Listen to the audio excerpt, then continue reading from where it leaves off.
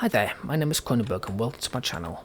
This is a film review of Juggernaut. It's a thriller, came out in 1974, it's a PG, an hour and 50 minutes.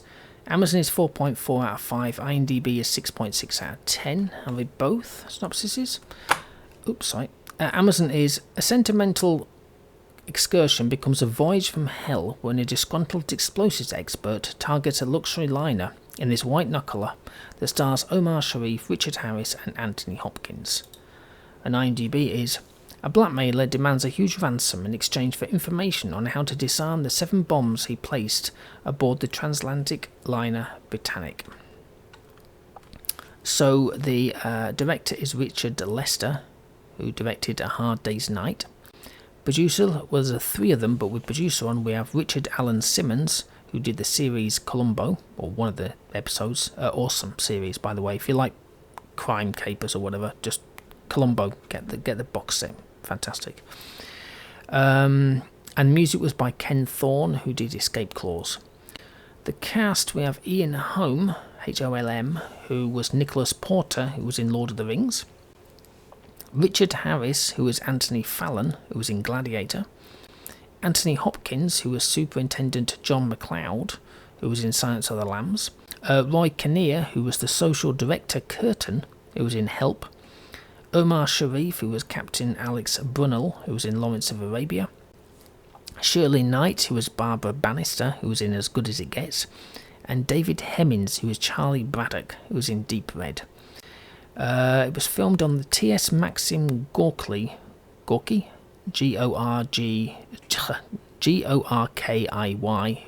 in the Atlantic Ocean, like you do. That's the ship. Pinewood Studios in England. Twickenham Farm Studios. St Thomas Hospital in Lambeth. That's the porter's office. And St Stephen's Primary School in Middlesex, which is the briefing or something, I don't know. And it's also known as Terror on the Britannic.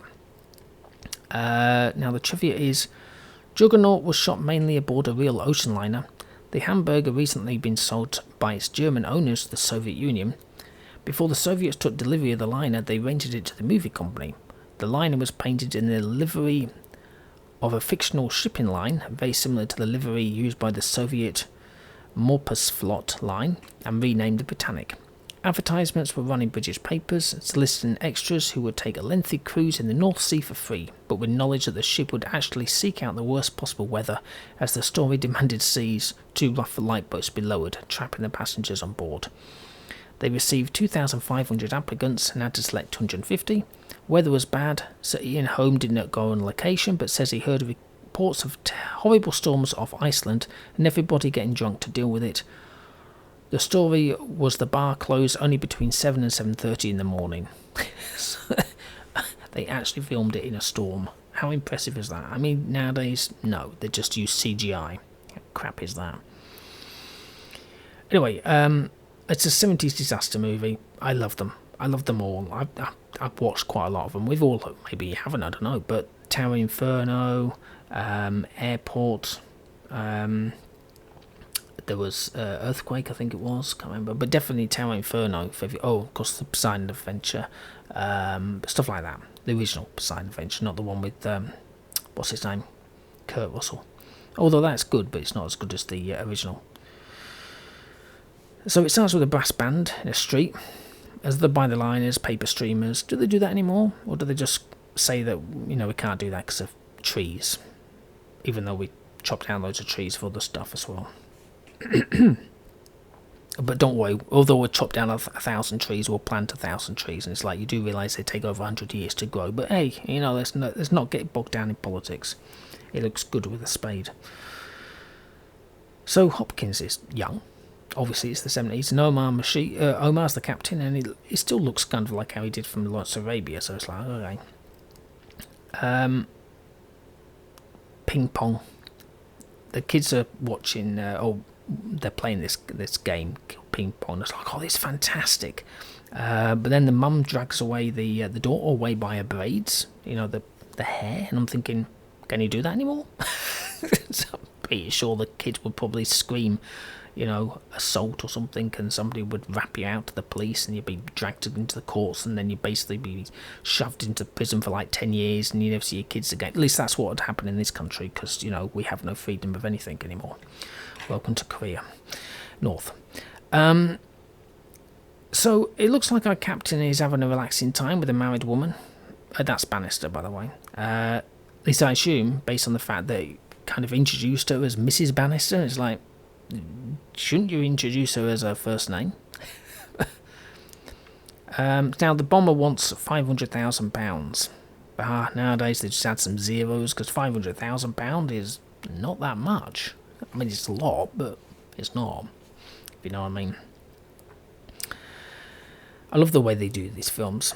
So we have the audio from the Juggernaut talking, right, whilst the scenes actually with police running through buildings, looking through different businesses and going up different staircases and stuff like this. It's kind of like two edits of one film, if you know what I mean.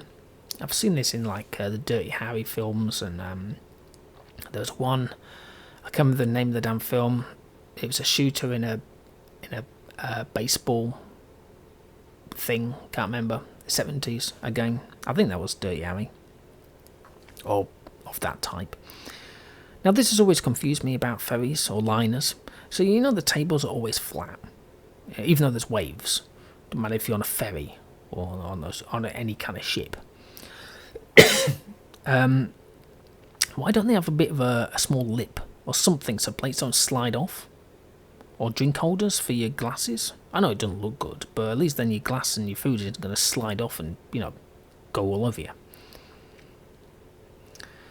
So you're on holiday, you're chilling on a liner, alright? You think, let's go and look outside, see what's going on. You watch a lifeboat get launched in rough seas. Then a Hercules plane flies by and parachutes are seen. As you watch in horror, the lifeboat flings a dude off, and the parachuters ignore the boat, fly straight to the ladders, and get into the water and then climb up the side, whilst rescuing the rescuer, who's now in the water, who went out to rescue the parachuters. And then when you've seen one swept away to die, you relax, with the meeting being told everyone else may die. It's just like, what the it's just like, yeah, that happens. I didn't write his name down because I didn't really want to, but I love how one of the waiters pretends to have this Indian accent whenever he talks to the passengers, but he's purely English with the crew. I suppose that's, because everyone assumes people on ferries and stuff like this, not ferries, but on liners, they're people from all over the world. So you see people and they always have an accent, but you actually don't know that they might just turn around to the mate and go, oi, and it's like, but you're supposed to be from that country. It's quite funny actually listening to that. Now, I felt sorry for Curtin, that's Roy Kinnear, who's the social director, because he's trying to keep everyone happy, singing and etc. and all this kind of stuff, and everyone looks like they're ready to go to a funeral. It's just like, come on everybody, let's sing, and he's singing this song, and he's like saying, and everybody else, and all we can hear is this. And then he goes, right, okay, and it's like, poor guy. Now, watch them defuse a bomb. It was nice and slow. And there's no music in the background like modern films, so it was literally just quiet. They're talking. Harris was doing his, trying to, defuse something. They were talking to each other. It was really tense. You could see the sweat dripping down, this sort of thing, whilst he was doing certain stuff or whatever. But there was no and there was none of that famous, within 1 second it's going to go off sort of stuff. But it was good, the way they did it. And then he was rummaging through his toolbox that he had on this floor, right? And he found this screwdriver, and I was like, I've got one of those. And yes, it is that old. I inherited it. It's just like, I've got one of those. They're still going strong now. Anyway, it was a good film. It was tense. It was well done.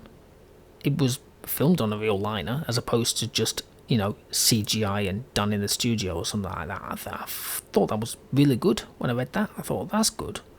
I like it when they do stuff in real places. I still remember when I watched a complete different film, but I watched Platoon.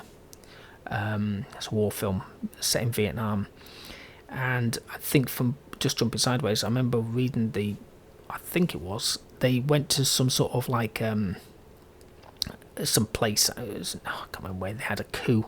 They went to a place where there was a coup that kicked off, not the same place obviously in where Platoon was filmed, or where it was supposed to be, but yeah, they basically did this, and they were just run ragged constantly, so that when they started filming, they were more or less ready to drop, which meant they looked like they'd been in